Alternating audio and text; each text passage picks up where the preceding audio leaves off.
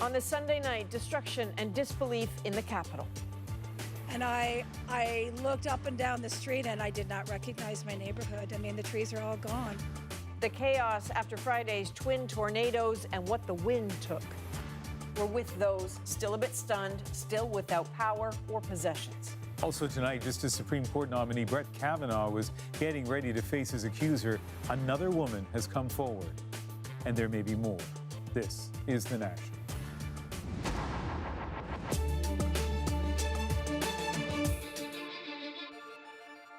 More than 48 hours after two tornadoes struck the Ottawa-Gatineau area, incredible scenes of destruction are still emerging. No storm-related deaths have been reported, but it's clear many lives were thrown into chaos as the punishing winds flattened home after home. Apartments ripped open like they were made of cardboard, large trees torn to pieces, hydro poles snapped like twigs, while fallen power lines left thousands without electricity. Now take a look at what caused it all. There's no sound, but these pictures speak to the incredible force of those gales. Environment Canada says the first tornado reached wind speeds of 265 kilometers an hour, much stronger than is usual for Canada, especially at this time of year. At about 4:40 p.m., it hit Dunrobin, a semi-rural community 35 kilometers west of downtown Ottawa. Then it jumped the Ottawa River, touching down in Gatineau, Quebec. At almost the same time, a second, slightly less powerful twister touched down in the South Ottawa neighborhood of Arlington Wood. There is so much damage, so many traffic lights are still out that Ottawa officials are urging people to stay home tomorrow. But for some, that's impossible because they no longer have a home. Catherine Cullen has the tale of two families from the community of Dunrobin. Brian Loudon used to live here. He was home when the tornado hit. There's no basement here, so the only place we could go was just in that hallway, but it got too dangerous, so we went around the corner. Around the corner? Just a little by the fridge. So we just sat by the fridge and it only lasted about 15 seconds. But when those 15 seconds were up, one neighbor's house looked like this. We're right in the middle. Another, almost entirely gone. Nearby, we find this woman looking through the debris. Turns out she's Loudon's wife, Nicole. She's found a small child's jacket along with someone's ultrasound pictures. Some people are walking away with very little. This might be the only thing that that family gets for this kid is his winter jacket. I gotta stop with it. She tells me later losing the family's home is not the only challenge. They didn't have renter's insurance, and their daughter has cancer. Ontario's premier saw the hardship firsthand today and seemed shaken by the stories he'd heard. It's heartbreaking. I just want to make it very clear that we will spare no expense to make sure we get people's lives back up and going. Back on the Loudon Street, Laurel Wingrove and her boyfriend are seeing the state of their home for the first time. That's actually my grandmother's chair that's holding up the wall. That's an antique right there. All our stuff can be replaced, but this is like unbelievable. I think that's my boyfriend's jacket right there. Her boyfriend is a volunteer firefighter. Alex Carlson would normally be helping, but a prior injury means he can't. Instead, they're relying on his buddies to salvage what they can from the home. Well, I think they found my birth certificate, some like government documents, bills and stuff like that. He also lost his laptop, which he's a business owner, and it had all of his, invoicing and stuff like that on the computer. Carlson says he's grateful for the help, grateful no one died, though he knows there will be tough days ahead. We have somewhere to stay in the short term, I guess, but, we haven't necessarily figured out any kind of long-term arrangements. I think there's a couple curveballs that make an event this big definitely challenging. A steamer that I never even did. The pair load what's been saved from their home into the car, but the firefighters have a surprise for Carlson. You found that. It's a huge relief, but ultimately a small victory in the face of so much destruction. And Catherine joins us now from the Dunrobin area of Ottawa and tell us more about the cleanup. Well, Ian, you can see a lot of it happening right behind me. Hydro crews, even in the dark, working to restore power to people in this area. 53 homes that are considered uninhabitable. But I was speaking with a local official who says part of the concern now is what happens with homes that were only partially damaged. They're expecting bad weather later this week. So volunteers are going to be out with homeowners trying to put tarps over partially damaged roofs or windows that have been blown out so that those homes won't be further damaged when the bad weather comes along. One ward councillor telling me that, you know, people are really grateful right now. They're so happy when something, a family pet is found alive, a wallet is found, but he knows that eventually that is going to turn to frustration, that there is no way of getting around the fact that this is devastating. Ian? All right. Thank you, Catherine. And earlier this evening, I spoke with Ottawa Mayor Jim Watson. With Premier Ford's promise to provide as much help as necessary, I began by asking the mayor what his city needs. Well, a couple of things. Electricity, first and foremost. We met some crews from Stouffville and Vaughan in the Greater Toronto area. John Tory has offered to send hydro crews, as has the Premier, which is very much appreciated. And we saw some of those workers putting together our grid. We have about 70,000 people still without power. And this is going on to the third day. So it's obviously a concern, particularly people who live in high rises, seniors that don't have working elevators. And then, of course, there are the people whose homes were badly damaged or even destroyed. Where do they go to begin to get the help they need to rebuild? Well, you know, you're quite right, Ian. The Premier and I were in the hardest hit area, Dunrobin. It looked like, you know, it was a plane crash, you know, debris everywhere, papers flying everywhere. 51 homes are just decimated or beyond repair. People are going first and foremost, obviously, to their neighbors helping neighbors. Here we have close to 500 or 600 people coming in for a warm meal because their electricity is not working. They're going to their insurance companies, and then, of course, the city and the province are helping clear the debris, get the hydro system back up and running, and making sure that those areas that are isolated in rural Ottawa are protected from looters and other people that do inappropriate things at this time of need. Have you ever seen anything like this in Ottawa? Nothing like this. I was mayor back when the ice storm hit our city and most of eastern Canada. But the sheer destruction, Ian, of the homes is unbelievable. And we do know you have been very busy, and we appreciate you taking the time to speak with us this evening, Mayor Watson. Thank you, and we're very proud of our first responders and hydro workers. They're the real angels helping us in our time of need, so thank you. So the Mayor of Ottawa, earlier today, you were here on Friday as this story was breaking. Indeed, you know, one of the moments that sort of stopped everyone in their tracks was an interview with a man who was recalling sort of the turmoil when he nearly lost his four-year-old, when the wind nearly took her away. We have an update on him and his child, but first, here's that exchange again. I'm okay now, but my daughter was in the air. That's our unit over there. And when it ripped our roof, my daughter, she went flying up, and I'm holding her hand in the air. And I almost let go because she was slipping, and I said, if she's gonna die, I'm gonna die with her. And then it finally went past. And she fell down, and the drywall knocked her on the ground. It's the worst thing I've ever went through. No kidding. So as soon as we saw that, we were asking, you know, who is this man? What happened to his daughter? How is he managing? So Rosie went to find out. His name is James Witter, and here's their chat from this afternoon. Help us understand. It's this one here with the black? Yes. And what is that white thing that's on there? That is actually my son's dresser, his baby clothes, and our TV and stuff was on it, and you can see the white is our bed and our blue blanket on top of it. Seems like our walls, it was a faulty or something, but our walls just tore like it was nothing. Like as the roof tore, the wall tore. This, like, how does that, I don't know. You seem very shaken still. I think of my daughter, right? And just being here is bringing back some emotion of... Well, this is your first time back, losing right? her. Yeah. Yeah, I haven't been back since. And just being able to see my own stuff from standing at a roadblock away is very terrifying to me. And, could you believe the force of it, like the force of the wind? No, I've never, you know, experienced anything like that. The strength of it was so strong that I don't know how we survived something like that. If I could only take you in and show you my unit, you would see the real destruction inside and what we actually lived through. It was the most terrifying and horrifying thing I've ever, you know. Can you imagine a kid flying away, what they would think in their head, you know?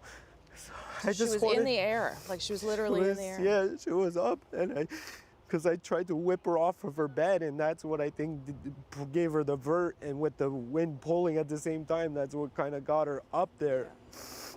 And then, as soon as I was just about to let go of the door frame from her bedroom, that's when the wind just stopped all of a sudden, and she just fell, and the drywall smacked her down on the ground.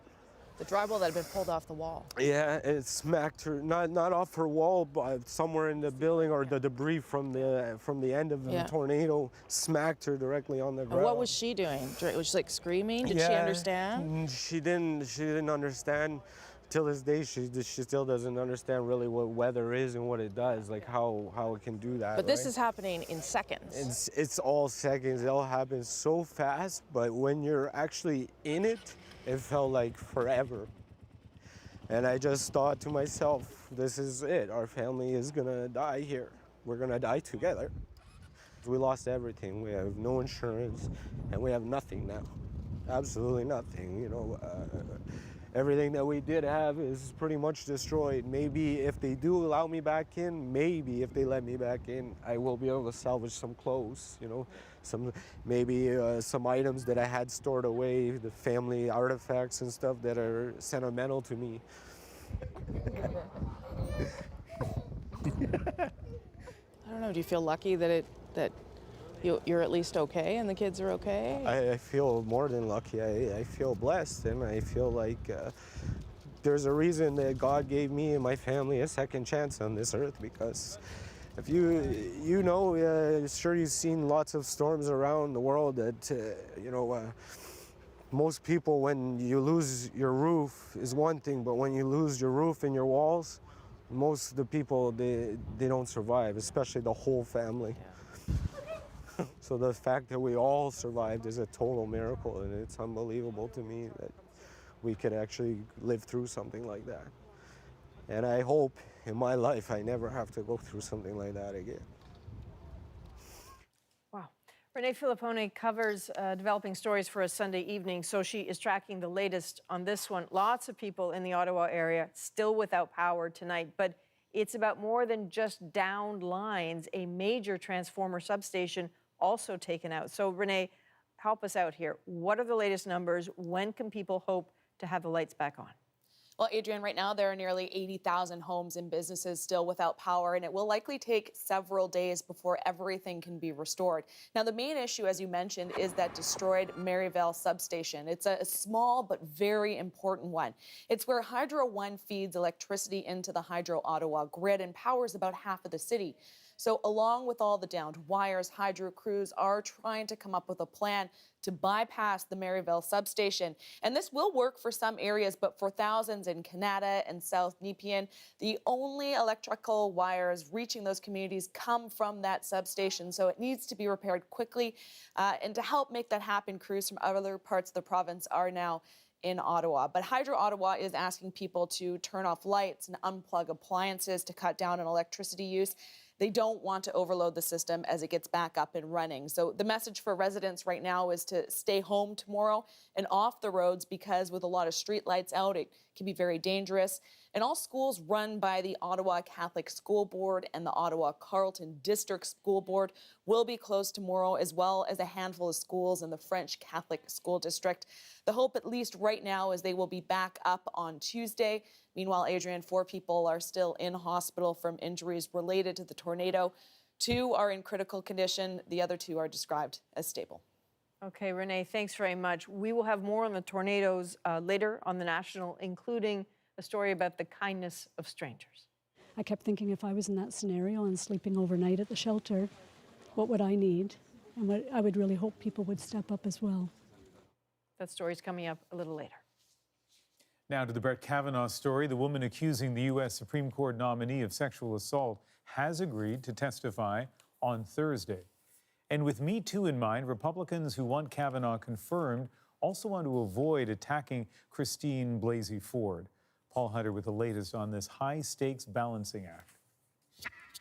So what happened on that night at that alleged drunken high school party 36 years ago?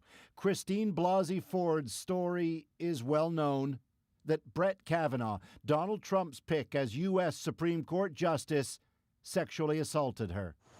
Judge Kavanaugh, what is your response to the allegation? Kavanaugh denies the allegation, but this week it'll be put to him directly from U.S. senators, soon after Ford herself testifies in person live on TV. An agreement on that reached today. She will be respectfully treated. That said, Republican Senator Lindsey Graham today signaled Ford has some convincing to do. What am I supposed to do? Go ahead and ruin this guy's life based on an accusation. I don't know when it happened, I don't know where it happened, and everybody named in regard to being there said it didn't happen. I'm just being honest. Unless there's something more, no, I'm not going to ruin Judge Kavanaugh's life over this. We believe her. The whole thing has ignited a political and societal firestorm in this country. Today, Democrats pledged support for Ford. I'm going to do everything I can to make sure that she can tell her story free of intimidation, fear, and the kind of threats that she's already getting for even coming forward. I want to tell you, he is a fine, fine person. But Republicans know that even with Trump's backing, approving Kavanaugh in the face of Ford's story risks voter backlash at a time such accusations weigh heavy in this country. How the Senate handles this and the Senate Republicans handle this will be a test of this time, of 2018, in the Me Too movement. Can we do better? And tonight, this story continues to develop with fresh allegations against Kavanaugh from another woman. The New Yorker tonight published allegations of sexual misconduct by Kavanaugh at Yale University in the early 80s. He's said to have exposed himself at a drunken dorm party, thrusting his genitals in the face of a young woman, causing her to touch without her consent. Democrats and Republicans are said to be investigating. It's denied by Kavanaugh. Meanwhile, Michael Avenatti, the lawyer who represents Stormy Daniels, is tweeting tonight that he now represents another woman who has what he says is credible information about Kavanaugh, apparently regarding the high school incident. So given these late developments, Paul, what's the White House saying? That it still firmly stands by Kavanaugh, that the New Yorker story is uncorroborated and part of a smear campaign by Democrats. It promises, Ian, to be yet another tumultuous week in this city. Thanks, Paul. Here are some other stories that we're watching tonight. Just feeling some closure. Glad that my father come in. The search for one of two PEI fishermen missing since Tuesday is now over. The body of Captain Glenn DeRoche was recovered early this morning. The focus now is on finding the other man, Mo Getson. Their boat capsizing off North Cape PEI. A third crew member swam his way to shore. Tiger Woods has capped off a comeback year in a big way. He won today's PGA Tour Championship, his 80th career win, but his first in 5 long years. The 42-year-old Woods returned to form after debilitating back injuries. Still ahead on The National, the Sunday interview. Rosie sits down with Yuval Hariri to talk present-day issues in a digital world. Some significant witnesses still to come in the inquiry into Elizabeth Wettlaufer's string of murders. And door-to-door salespeople pressured a man with a mental disability into signing expensive contracts that nearly bankrupted him. Now he's going public. John's not unique. There are going to be other vulnerable people, and even people who aren't vulnerable, who just get tricked and hoodwinked into these things.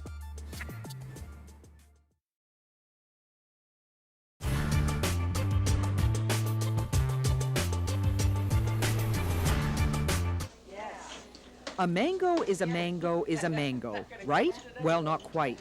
These mangoes have been zapped. They've been irradiated with a dose roughly equivalent to 10,000 chest x-rays. Good. Approved by the FDA, the USDA, the EPA. Delicious. This peculiar taste test took place in Miami Beach 2 months ago. Lorenzo's became the first place in North America ever to sell irradiated fruit. And there's a chance irradiation may come to Canada. Instead of mangoes, we may end up eating zapped chicken.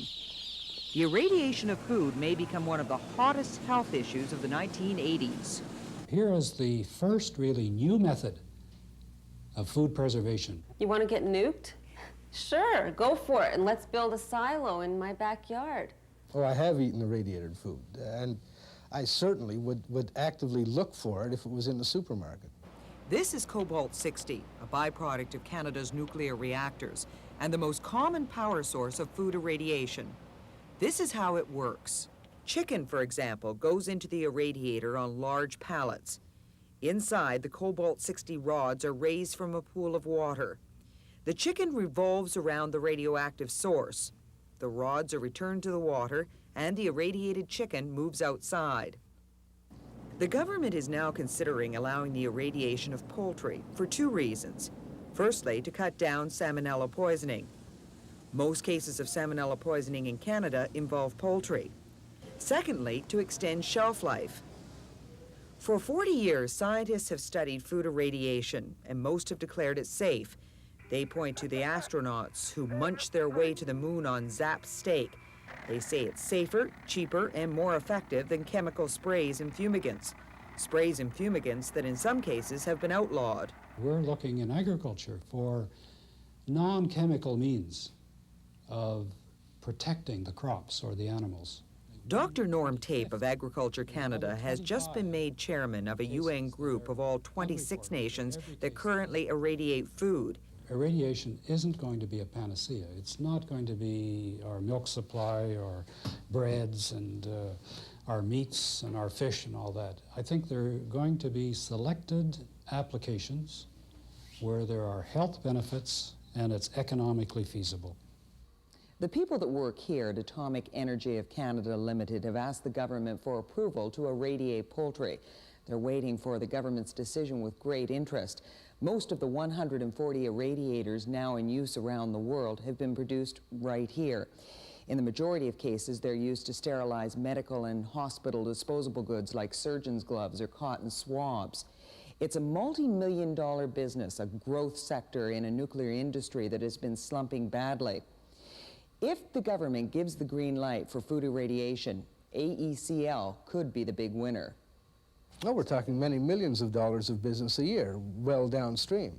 Bruce Wilson is AECL's director of marketing. He's sold irradiators around the world from China to South Africa, $15 million worth over the last year alone. Given that you have a regulation in place, you have the world's biggest and best supplier of this technology in your own backyard.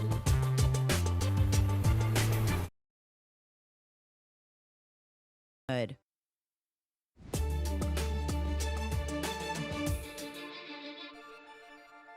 A Toronto man has decided to go public with a story that's hard for him to tell. A tale of being driven to the brink of bankruptcy and, he says, taken advantage of because of his intellectual disability. And as Rosa Marcatelli of our Go Public team explains, this man maintains door-to-door salespeople pressured him into signing contracts he just didn't understand. It's just that these bandits. By the time 69-year-old John Telecap confided in his boss he needed help, he was nearly bankrupt. I didn't realize it was a contract. Door-to-door salespeople convinced Telecap to sign long-term and expensive contracts for everything from HEPA filters to carbon offsets. In some cases, Telecap bought the same product twice from different companies within months. Other contracts show he was paying 4, 5, and 6 times the retail value. They say that trouble, they say that you don't have to look for trouble, it comes to you. Well, it's found me. Brian Hoyt tried to help Telecap get out from under the $700 a month in payments, but he couldn't get the companies to cancel the contracts. John's not unique. There are going to be other vulnerable people, and even people who aren't vulnerable, who just get tricked and hoodwinked into these things. These are just some of the contracts John Telecap signed. So many he'd lost track of what he was paying for. After Go Public contacted these companies, all but one released him from his obligations.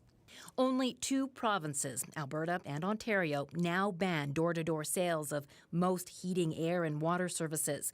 Contract lawyer Tom Curran says that doesn't stop the practice, especially when fines are so low. The problem is you've got door-to-door salesmen, which used to be fine when it was just encyclopedias and vacuum cleaners. It's not the end of the world. But now we're talking about $25,000, $30,000, $35,000 worth of equipment. Jordan Redlin quit his job as a door-to-door salesperson after becoming uncomfortable with how many vulnerable people were being signed. He now runs a business that aims to get people out of bad contracts. Unfortunately, the ministry is a bit of a toothless tiger. They do not have the power to actually nullify the contract themselves. Ontario's Minister of Government and Consumer Services responded to Go Public's specific questions with a general statement, saying the government understands the significant concerns consumers have over door-to-door sales and is committed to making sure the appropriate protections are in place, and will be working with industry, stakeholders, and consumers as we determine next steps. As for John Telecap, he says he's learned his lesson. His family plans to put legal measures in place to ensure he can't be locked into new contracts without the approval of his sister. Rosa, it's devastating about that man. Interesting that you said one company would not pull him out of his contract. So what's a recourse for him or his family here? Well, they could go to court, try to get that contract voided. They'd have to prove under consumer protection legislation, different than the door-to-door ban, that the person who signed John to that contract either knew or should have known he has a mental disability. And legal experts tell us, Adrian, that's tough to do. So, I mean, not everyone obviously has a desire or the capability to go public, but so many people know someone in this situation. So what's the best advice?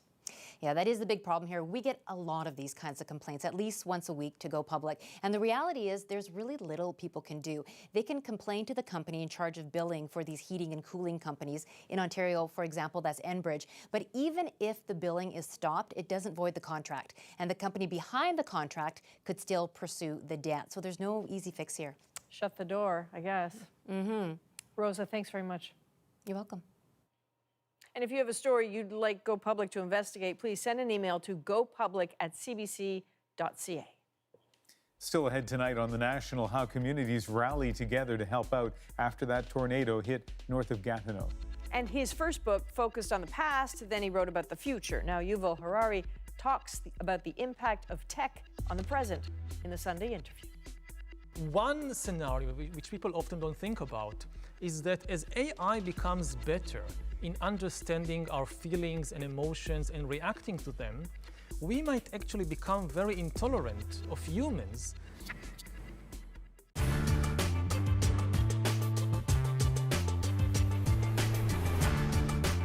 In 2017, Canada aimed to accept 300,000 new permanent residents to the country. But who are these new permanent residents and how do they come in? So here's how immigrants and refugees are admitted into Canada. First, it's important to note that immigrants and refugees are not the same. An immigrant is someone who chooses to settle permanently in another country. For Canada, it's mostly economic immigrants, like skilled foreign workers. Then it's family class applicants who are sponsored by spouses or relatives who are already here. Now, a refugee, on the other hand, is someone seeking protection outside their home country. Some may be escaping war zones. Others might be in danger because of their religious or political beliefs or because of their sexual orientation. So, how does Canada screen all these new permanent residents? Well, Canada's Immigration and Refugee Protection Act says all foreign nationals must be screened to protect the health, safety, and security of Canadian society. For immigrants, that starts with a visa application to Canadian consular officials abroad.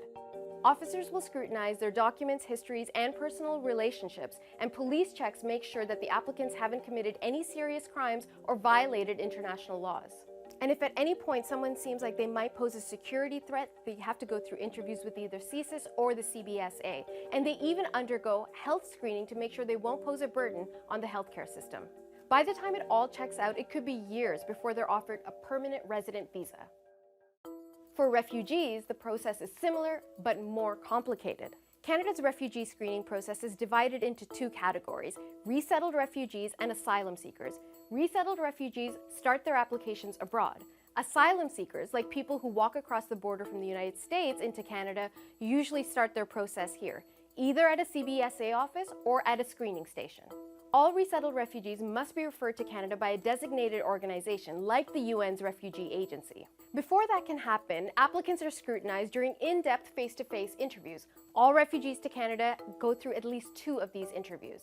Identities are confirmed using biometrics like fingerprinting and facial recognition. Travel histories are cross-checked with international partners, and the names are run against databases of known or suspected terrorists, spies, and war criminals.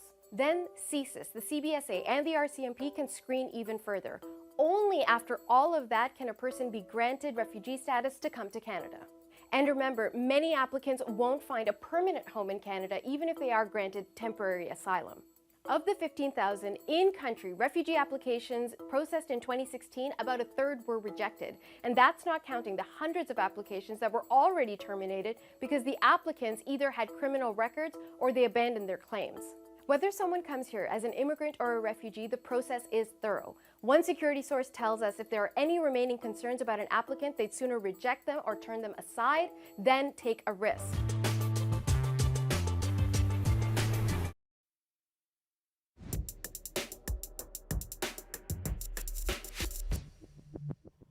For some, this may seem like a bewildering age filled with fundamental questions.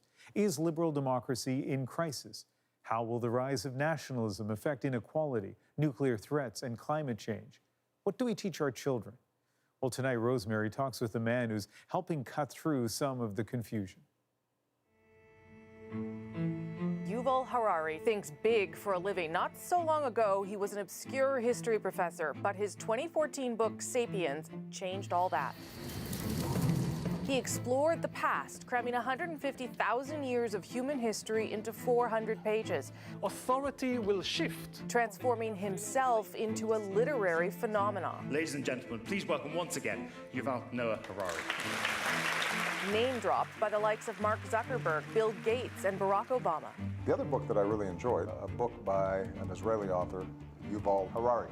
His follow-up book, Homo Deus, tackled the future, elevating Harari to a sort of digital visionary. Now he's back with his take on the present day. His new book, 21 Lessons for the 21st Century, explores the influence of algorithms on our everyday lives, how artificial intelligence will affect and maybe even replace us. Thanks for coming to visit the lab. And even his antidote to fake news. I met up with Yuval Harari to talk about some of today's most pressing issues at the National Arts Centre in Ottawa. I found parts of the book a little scary or daunting, particularly the parts around artificial intelligence, AI, and the way that is, probably without us thinking about it too much, sort of taking over our lives. Is it something that you think human beings should be more worried about or more conscious of? We need to be aware of the immense potential of artificial intelligence, both positive and negative potential. The most important thing to know about technology is that technology is never deterministic. Every technology opens different doors to different social and political systems. In the 20th century, we could use the technology of the Industrial Revolution, electricity and trains and radio and television, to build communist dictatorships or fascist regimes or liberal democracies. The electricity didn't tell you what to do with it. No. You had different options. It's the same with AI. We can use it to create paradise or hell. It's still up to us. But there's a part of AI that you talk about in the book that, this is the part that worried me, where it seems as though it is taking away our power to make decisions and choices. And I wonder, what is the impact on humans when that skill is either erased or at least eroded? We don't know. What we do know is that we are already seeing a shift in authority from humans to algorithms. It starts with simple things, like daily things, finding your way around town. Head west, then you will arrive at your destination. You rely less on your own knowledge and instincts. You rely more on Google Maps. And it's the same with what book to read, what TV series to watch, and so forth. But then it can go all the way to deciding what to study in university, where to work, whom to marry, whom to vote for. I know that people are asking the question about social responsibility around AI and whether there's a way to sort of embed that in AI. So is there, I guess, is the question, and what would that do if we try to sort of mimic human behavior in a good way? In a good way. Yeah. One scenario which people often don't think about is that as AI becomes better in understanding our feelings and emotions and reacting to them, we might actually become very intolerant of humans because they are less empathic than the computers and the robots. Usually the main argument against AI doctors or AI teachers is that, but I want my doctor to understand my feelings. So there are two problems with the human doctor. First of all, it's not always easy to know how the patient feels. If you're a human, you rely on all kinds of external signals, like what you say and the tone of voice and facial expression, but it's limited. And secondly, the doctor has her own emotions. Maybe she just had a big fight with her husband in the morning, and she's busy reconstructing this fight, and she can't really bother with you too much. But with an AI, it will never happen, because the AI has no husband, has no feelings of its own. It's completely attuned to you. There is the science fiction movie Her, which explores this scenario in a very interesting way. Please wait as your operating system is initiated. Hello, I'm here. Hi. Hi. It reverses the kind of fear people usually have. People usually fear that the computers will not care about us. But actually, the problem might be the opposite. They will care about us so much more than the average human that we will be very intolerant of most human relationships. Okay, now I'm worried. You talk about fake news, which is something that we are talking about probably far too often. Yeah. Or maybe not enough. And you put the onus really on people to do a better job at trying to discern what is real and what is fake. But I wondered whether there was some way for algorithms to do a better job at putting a value on facts and truth. Well, the main issue is really the model of the news market. People have got used to a model which says free information, free exciting information, in exchange for your attention. And attention becomes the main resource, and everybody's trying to grab your attention, and the best way to do it is with exciting fake news. And people don't realize that this free information actually costs us a lot. And we really need to change the model of the information market, and in particular of the news market. A much better model would be information, high quality information that costs you a lot of money, but doesn't abuse your attention. I mean, people are willing to pay for high quality food and high quality clothes and high quality cars. Why not pay for high quality information? I mean, it's so obvious. But what do you do when you have the President of the United States trafficking in fake news? I don't know. A few days ago, I called the fake news the enemy of the people, and they are. He's using it to an advantage, a political advantage.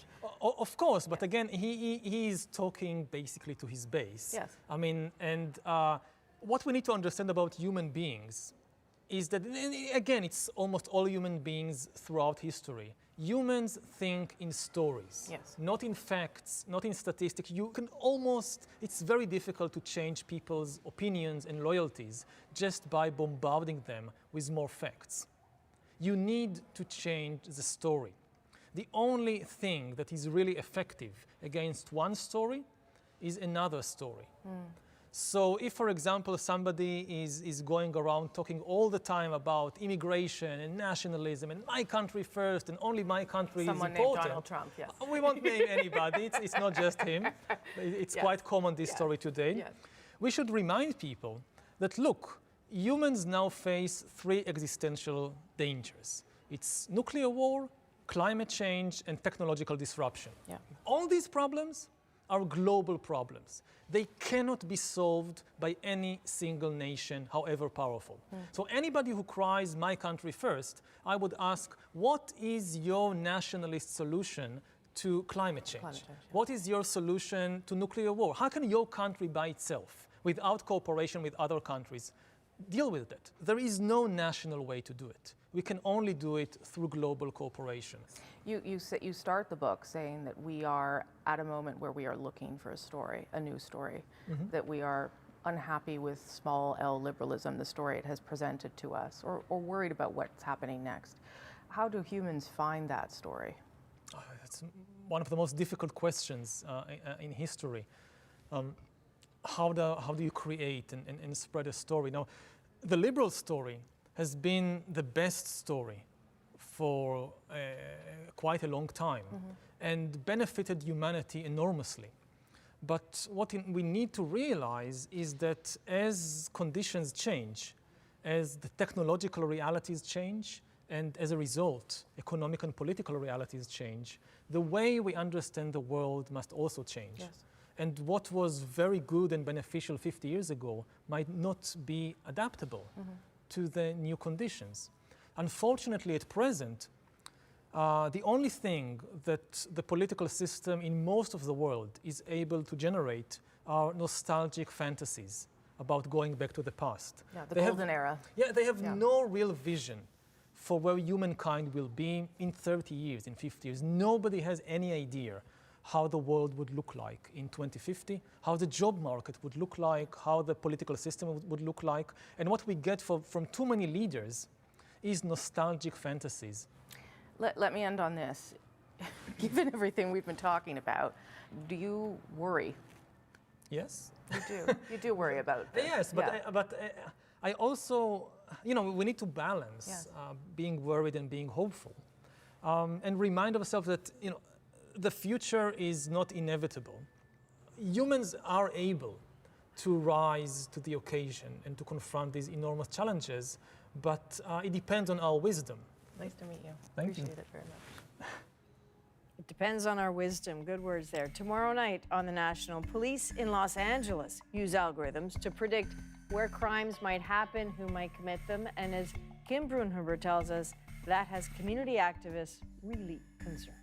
And as they're running my name in their little computer in the car, I'm watching them as they're doing it, and my file comes up. I seen it said gang associate, tagging crew, affiliate or something like that. And I was like, wow, so this is why they're always harassing me, because they think I'm part of a gang.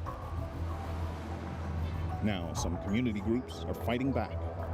So it's when you get stopped by an officer, he takes down your name, what you look like. Based in an area called Skid Row, the Stop LAPD Spying Coalition was founded to oppose police oppression and intelligence gathering. So who is Predpol going to target?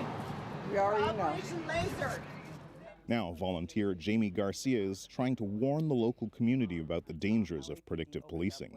By driving algorithms and risk assessments with data, that somehow policing is becoming more effective, efficient, and fair. And I think that's really problematic because it's trying to mask policing how it's always historically been, which is impacting the Black and Brown communities.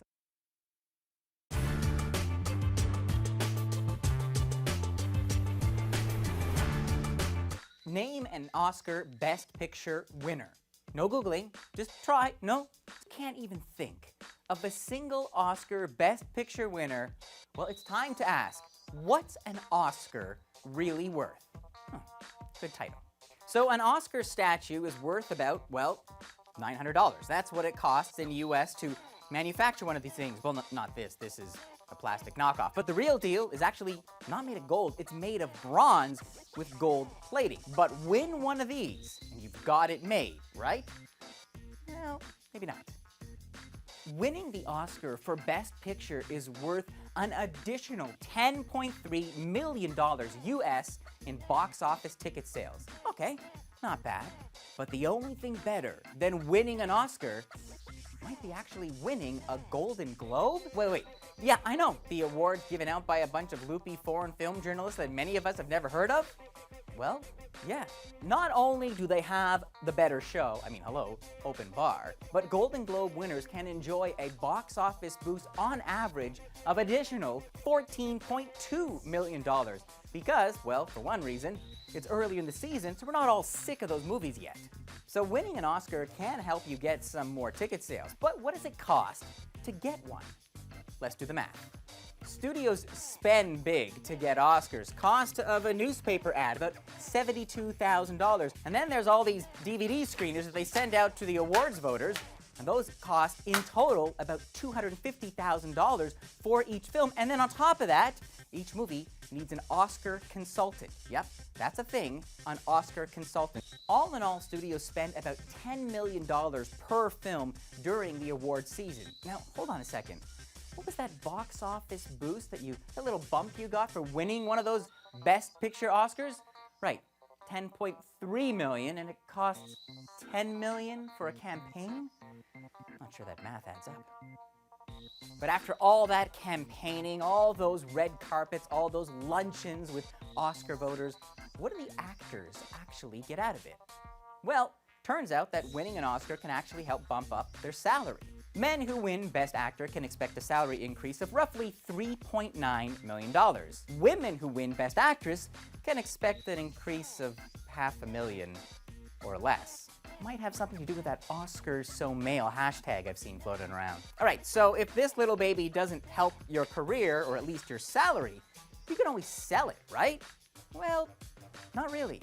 Oscar winners are forced to sign a contract saying they won't sell or destroy the statue without first giving the Academy the option to buy back the award for the price of $1. That's right, one measly dollar. Of course, the statues do occasionally find their way to the auction block, including statues from movies such as Citizen Kane, How Green Is My Valley, and the most an Oscar statue ever went for at auction, that would be $1.5 million US. The statue was for Best Picture for Gone with the Wind.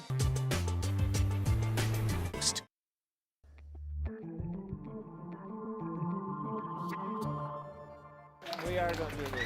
We are. Thank you very much. Well, some stories we'll be following this week. New Brunswick voters choose their next government tomorrow.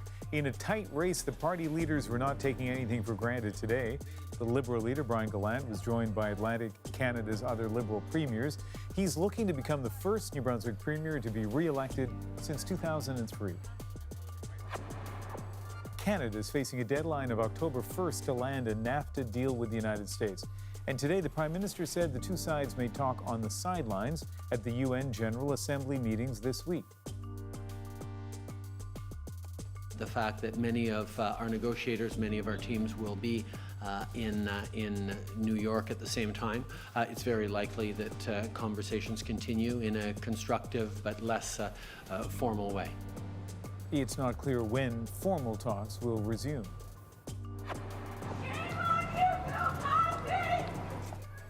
The sentencing of Bill Cosby gets underway tomorrow in a courtroom outside Philadelphia. In April, the comedian was convicted of drugging and sexually assaulting Andrea Constand in 2004. The 81-year-old is facing decades in prison, but given his age, may only get probation. Dozens of women have accused Cosby of sexual misconduct over the years. This week will be the last week for a public inquiry in Ontario that was born of mass murder. So far, it's been 37 days of wrenching testimony into how on earth nurse Elizabeth Wetlaufer was able to kill 8 people in nursing homes over a decade without those crimes ever being noticed. Wetlaufer confessed. She's now serving 8 concurrent life sentences, but a lot is unresolved. An official report could be a year away, but some points have already been made forcefully. Here are a few. Chronic staff shortages. When Ms. Wetlaufer would work an overnight shift, I just wanted to be clear about the number of residents she would be responsible for. Helen Crombie was the former director of nursing at Crescent Care Woodstock. That's the home where Wetlaufer killed most of her victims. She would be responsible for 90, perhaps 95 to 99 residents when she was employed. One nurse for 99 patients. Incredibly, that does meet provincial regulations. Ontario nursing homes require only one registered nurse on duty at all times, no matter the size of the home. Medication errors weren't always reported. Of the 14 medication errors Wetlaufer made at the first home where she worked, only 6 were reported to the College of Nurses. Officials didn't share crucial information. One home wasn't told Wetlaufer was fired from a hospital for stealing narcotics. The college was unaware there were allegations of bullying or that she had already admitted to drug and alcohol addictions. You're dealing with so many things, and you're trying to do your job the best you can. It didn't cross my mind that she was harming residents. So John Lancaster is with us now. You cover the Wetlaufer trial. You certainly covered this inquiry.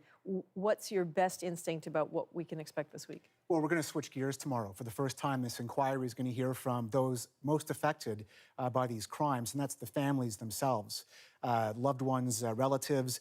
One of the key witnesses tomorrow is going to be Beverly Bertram. She is the lone survivor of Elizabeth Wetlaufer, the only one who can tell us in intimate detail of how she operated, the effects she had, and the lasting effects and the mistrust, the violation of what Wetlaufer committed. You know, with an inquiry like this, people do a lot of listening, but they also want change. What's the chance that change will actually come? That's up to the government. I mean, these recommendations are not binding. They can sit on some government shelf and collect dust, or they can be acted upon. We do know the new premier has promised 30,000 new long-term care beds for the elderly. That's on top of the 79,000 we already have. But oversight and money are the key things these people want. One of the most startling things I found in this inquiry was in Ontario, we're spending more per capita feeding prisoners in our jails than we are the elderly in some of these long-term care facilities. Again, oversight. We've learned Elizabeth Wetlaufer was the one who put an end to these murders because she decided she no longer wanted to kill people. She wasn't on anyone's radar, let alone police. Yeah, no one stopped her. John Lancaster, thanks very much. Okay. Still ahead, if you didn't think the average wedding day was chaotic enough, throw in a major storm, knock out the power, but as they say, the show must go on, and it did in Ottawa after those tornadoes. That's next in our moment of the day. We were outdoors right after the ceremony doing our photos, and it was definitely windy and it was definitely rainy. We had some umbrellas though, and I'm sure my hair doesn't look great in all the photos, but we made it happen.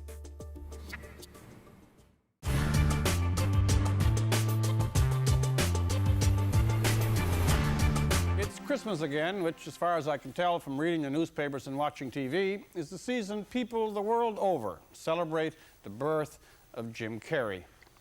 Judging by the box office receipts, the Grinch has not only stolen Christmas, we're paying him immense sums of money to do it.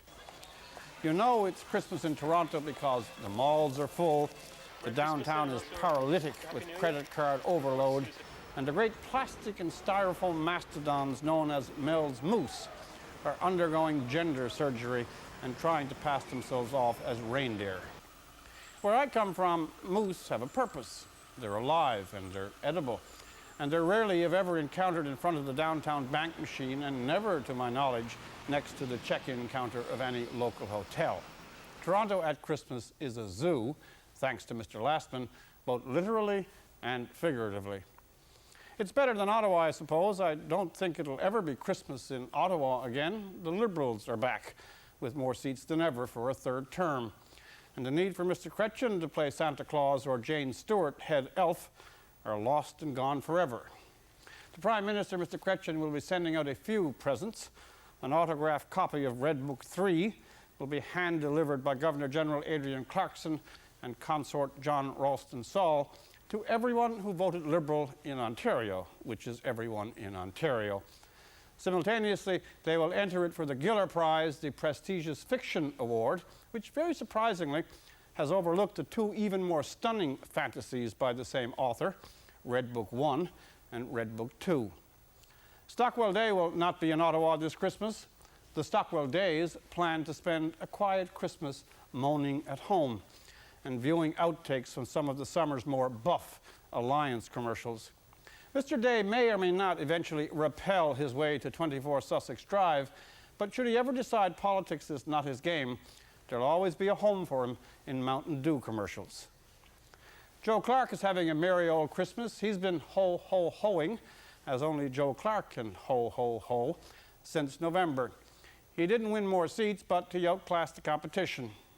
There are as few fitness commercials in Joe Clark's future as there are rap videos. But in campaign 2000, Joe Clark was the guy who went up to the bar and ordered sarsaparilla and then cleaned out the saloon. I think Joe should be in the next Jackie Chan movie. The NDP, bless their recycled hearts, may have a bleak Christmas. All is not happy in the NDP manger. St. Nick person will not skip them altogether, but I fear Buzz Hargrove may have put out the word that as far as Alexa McDonough is concerned, the elves are strictly work to rule this year. But enough about politics. Christmas, if it has any cheer, is an escape from politics. Despite what I said at the beginning, Toronto is a good place to celebrate Christmas. It gets more peaceful here each year.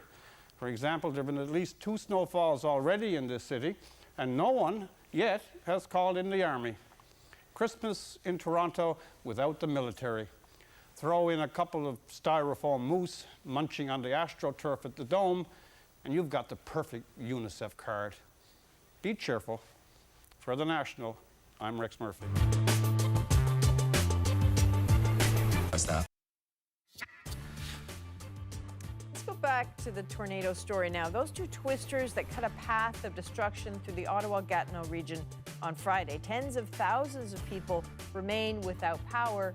Hundreds are without houses to go home to. But from far and wide, people are offering help. Matt Demores has that story from Gatineau, Quebec.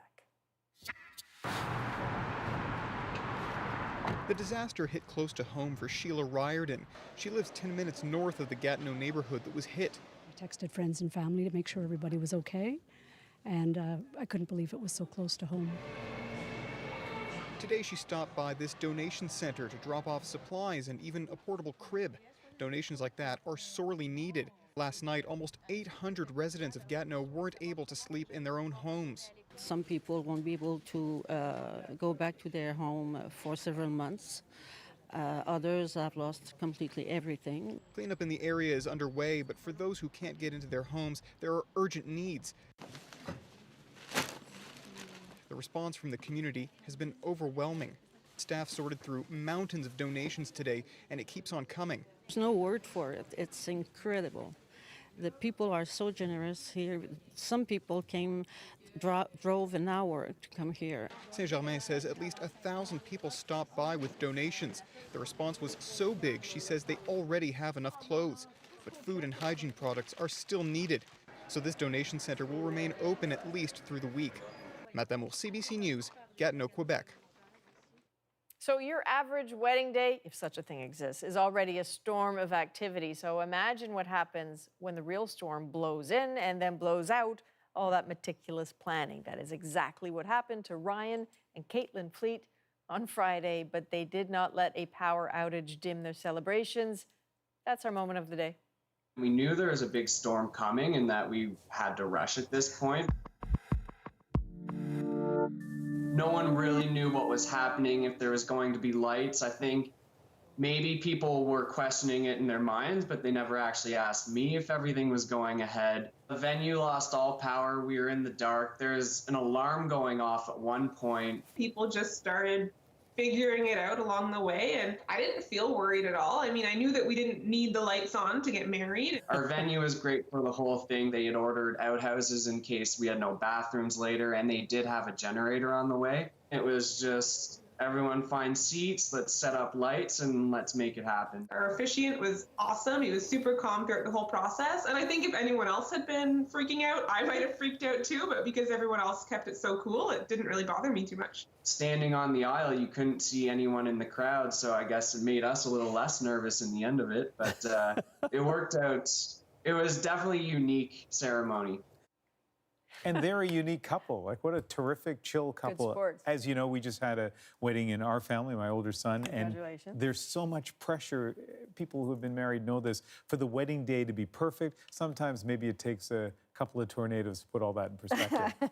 Was that, yeah, I would have loved to have seen pictures of that. I have to say, it's been, we talked about what moment would be the moment of the day today, and there was almost like a competition for what we would choose, because so many people were so gracious over the last couple of days. There were people serving, pancakes to complete strangers, saying, I have syrup, I have knives and forks, come. There were so many people who went out of their way. And again, every time something horrible happens, you cannot you cannot forget that the helpers are out there. And this is the story that's repeated not just in Ottawa, but in Humboldt, in North York, in so many places in the country. When bad things happen, people do many good things. All over the world. All right. Thank you very much for watching. That's the National for September the 23rd. Good night. Good night.